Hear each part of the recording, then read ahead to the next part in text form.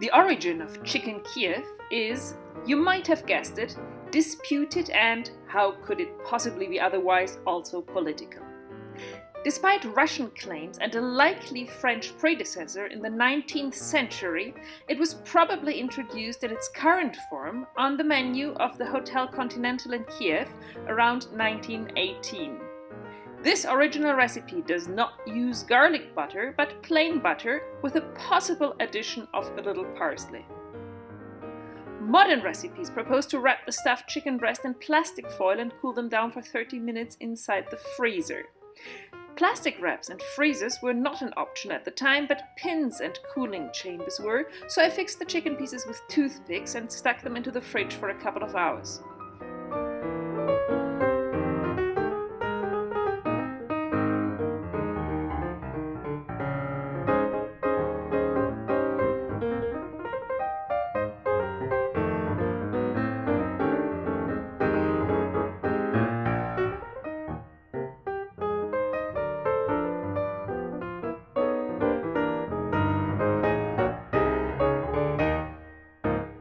Whether from Paris or Kiev, I dedicate this video to the Ukrainian people.